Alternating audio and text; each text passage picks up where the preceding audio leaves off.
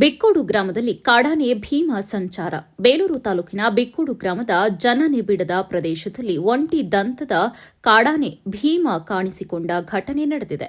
ಬಹಳ ದಿನಗಳ ಬಳಿಕ ಗ್ರಾಮದೊಳಗೆ ಪ್ರವೇಶಿಸಿದ ಭೀಮ ಯಾವುದೇ ಆತಂಕವಿಲ್ಲದೆ ನಿಧಾನವಾಗಿ ರಸ್ತೆಯಲ್ಲಿ ನಡೆದುಕೊಂಡು ಹೋಗ್ತಾ ಇರುವ ದೃಶ್ಯ ಗ್ರಾಮಸ್ಥರ ಗಮನ ಸೆಳೆಯಿತು.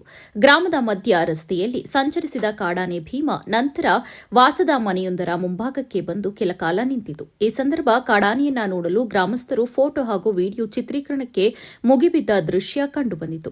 ನಂತರ ಕಾಡಾನೆ ಸಮೀಪದ ಕಾಫಿ ತೋಟದೊಳಗೆ ತೆರಳಿದ್ದು ಯಾವುದೇ ಹಾನಿ ಸಂಭವಿಸಿಲ್ಲ. ಸಂಭವನೀಯ ಅನಾಹುತಗಳನ್ನು ತಪ್ಪಿಸುವ ನಿಟ್ಟಿನಲ್ಲಿ ಎಲಿಫೆಂಟ್ ಟಾಸ್ಕ್ ಫೋರ್ಸ್ ಸಿಬ್ಬಂದಿ ಎಚ್ಚರಿಕೆಯಿಂದ ಕಾರ್ಯನಿರ್ವಹಿಸಿ ಕಾಡಾನೆಯನ್ನ ಹತ್ತಿರದಿಂದ ಹಾಗೂ ಹಿಂದಿನಿಂದ ನಿಗಾ ವಹಿಸಿದ್ರು.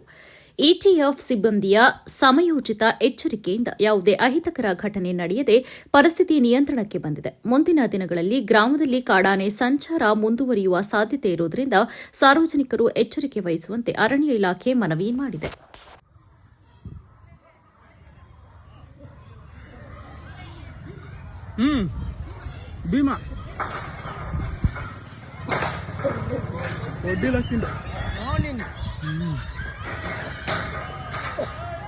పార్ల ప్రయత్నించి బల బల ఇంచు బల